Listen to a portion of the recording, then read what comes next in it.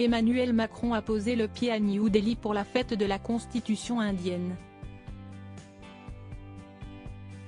Lors d'un discours, le président de la République française a remarqué qu'une personne se sentait mal au premier rang. Si est-il un scénario qui semble se répéter à l'infini en sa présence. Notre président de la République, Emmanuel Macron, est actuellement en déplacement en Inde pour la fête de la Constitution indienne. Le vendredi 26 janvier 2024, dans l'après-midi, alors qu'il prenait la parole lors d'un échange avec la communauté française en Inde, à New Delhi, l'époux de Brigitte a repéré que quelque chose clochait dans l'audience, au niveau du premier rang. Emmanuel Macron, expert en malaise vagal: je crois que madame ne se sent pas bien.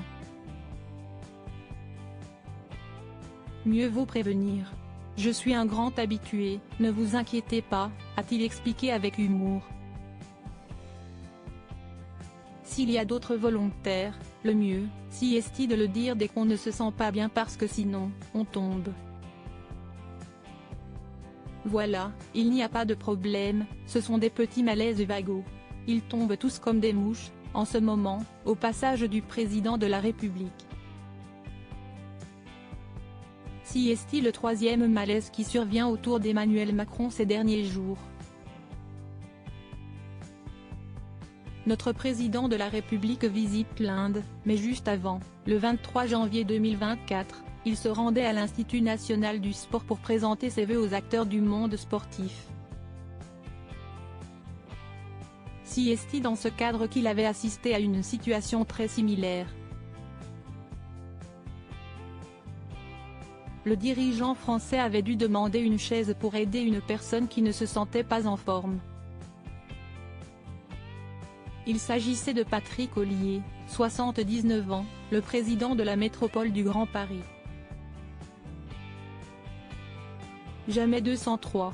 Ou 4 si est normal, ça arrive. Ça va aller, l'avait-il rassuré en attendant les secours.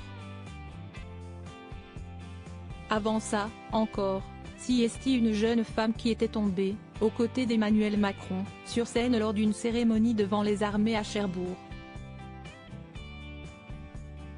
Un membre de la garde républicaine avait, lui aussi, ressenti une certaine faiblesse en juin dernier lors de la visite du président de Madagascar, Andry Rajoelina.